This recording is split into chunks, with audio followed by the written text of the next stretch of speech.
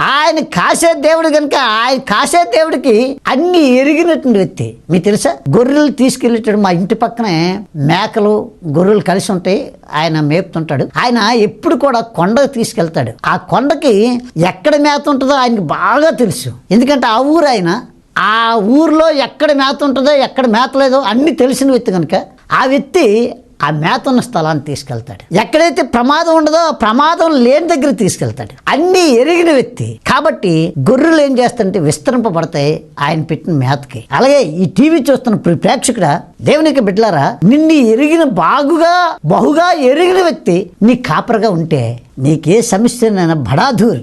ఎందుకంటే దమ్మున్న దేవుడు నీ కాపరగా ఉంటుండు. దమ్మున్న దేవుడు నీ పోషకుడిగా ఉంటాడు. దమ్మున్న దేవుడు నీ అవసరతలు తీర్చడానికి ఇష్టపడుతుంది. కాపరగా నువ్వు నా తండ్రి నా కుటుంబాన్ని నన్ను కాసే దేవుడా కాపాడుతానని కోరుకుంటే చాలు, నిన్ను కాపాడగల సామర్థ్యం. కనుక ఈ ఉపోద్ఘాతం అంతా నీకు ఎందుకు చెప్తున్నానంటే, ఆమె మనసులో మాత్రం అనుకుంది, అద్భుతంగా ఆమెని స్వస్థత దేవుడు పరిచాడు. అలాగే ఏ వ్యాధున్నా ఏ సమస్యలున్నా ఎలాంటి ఉన్నా అవన్నీ పరిష్కరించడానికి నీకు ఒక వ్యక్తి కావాలి. నీ అవసరతలు తీర్చడానికి, అక్కలు తీర్చడానికి, కోరికలు తీర్చడానికి ఏదైనా చేయగల సమర్థుడైన, మన జీవితాలు మన బ్రతుకుల్ని తారుమారు చేయగల సమర్థుడైన దేవుడు మన కాపరగా ఉండాలండి.